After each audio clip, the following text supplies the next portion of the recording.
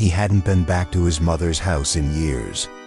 The air inside still smelled faintly of lavender and paper, the way it always had, soft and comforting, like her hugs once were. David stood in the doorway, his hands deep in his jacket pockets, unsure if he had the strength to walk through the rooms that had been hers.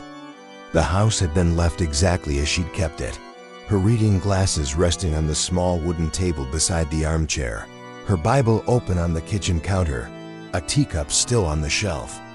It had been 6 months since she passed, but he couldn't bring himself to step inside until now. She had been the only person who ever believed that one day he would come back, not to the house, but to God. And standing there, the silence almost holy, he realized that maybe this was the moment she had been praying for all along. Welcome, dear friend. This is Faith Light Stories, where every story reminds us that God never leaves us. Please like, share, and subscribe.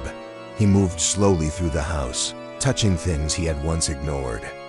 Every corner carried traces of her, a quiet devotion that had filled his childhood, but that he had once found suffocating. He had left home at 20, determined to live his own truth, to escape the weight of her faith. For years he had mocked the things she held sacred.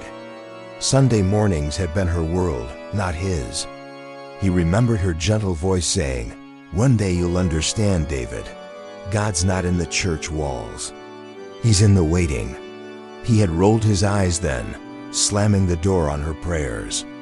But now, standing in her absence, it felt as though the air itself whispered those same words back to him, in her bedroom.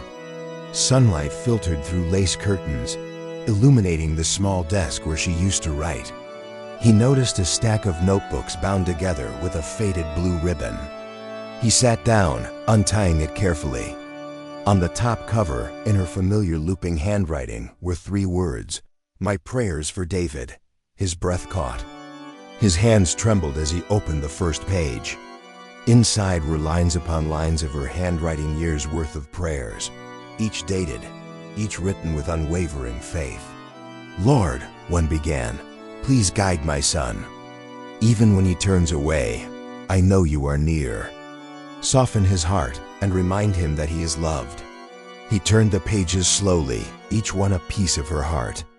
She had prayed for him when he was in college, when he stopped calling, when he moved across the country, even when he told her he no longer believed.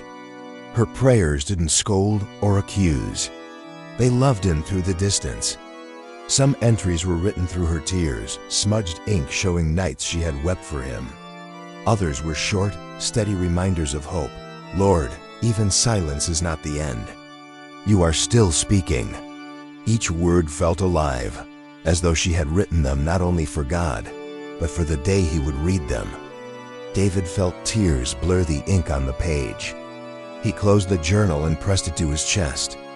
He could almost hear her voice again, gentle, unhurried, filled with the same patience that had carried her through every disappointment. He remembered the last time they had spoken. She was frail, her hands thin and trembling. He had avoided talking about God, avoiding the subject that always seemed to break them apart. But that night, she had softly, "I may not be around to see it, but I know you'll come home to him." He had forced a smile, promising to visit again soon. He never did. Now, sitting at her desk, he realized she had known something he hadn't, the slow, steady persistence of grace. He opened the next notebook, its pages filled with scriptures written in her handwriting. Beside each verse, she had written notes, sometimes small prayers. Psalm 34-18, "The Lord is close to the brokenhearted."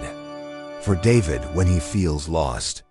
On another page, Isaiah 43-2, "When you pass through the waters, I will be with you." "Lord, keep my son safe through the storms." As the afternoon light dimmed, David read until the words blurred together. He felt something shift inside, a warmth, a breaking open, a release. It wasn't guilt. It was something deeper. He realized that every moment she had prayed for him, every tear she had shed, had not been wasted. They had waited in silence, stored in heaven until he was ready to hear them. He knelt beside the desk, the journal still in his hands, and for the first time in 20 years, he prayed not perfectly, not with certainty, but with longing. God, if you really heard her, please hear me now. I don't know where to start, but I'm here. The room felt still, the kind of stillness that feels alive. The wind outside brushed against the windows, and for a moment he could almost feel her hand on his shoulder, warm and familiar. He wept openly, not from sadness but from the realization that love doesn't end at the grave, and that faith can live on in the hearts it leaves behind. When he finally stood, his knees were weak, but his heart was steady. He placed the journal back on the desk, whispering, "Thank you, Mom." The next morning, David woke earlier than usual. The world outside was painted in gold, sunlight filtering through the same curtains that had once lit his mother's prayers. He sat with her Bible, tracing the underlined verses, seeing notes in the margins, little arrows pointing to words like hope, trust, forgive. Each page carried her fingerprints, her tears, her devotion. He read one verse aloud, one she had underlined twice. "For I know the plans I have for you, declares the Lord. Plans to give you hope and a future." He whispered it again and again until the words felt like his own heartbeat. In the days that followed, David began to visit her church again. At first he sat in the back, quiet, unsure. But every hymn, every prayer, every word of scripture seemed to echo what he had read in her notebooks. He realized she had prayed those words into the walls, into the seats, into the very air of that place. It was as though she had left breadcrumbs of faith for him to follow home. The pastor spoke one Sunday about seeds planted in unseen soil, about prayers that bloom long after the one who prayed them is gone. David felt tears rise again. He understood now. His mother's prayers had taken root. Sometimes after the service, he would linger in the empty sanctuary. He'd sit in the same pew where she once sat, eyes closed, listening to the quiet hum of the air conditioner, the faint echo of the choir's song still hanging in the rafters. He'd whisper, "I'm here, Mom, I'm really here." Weeks turned into months.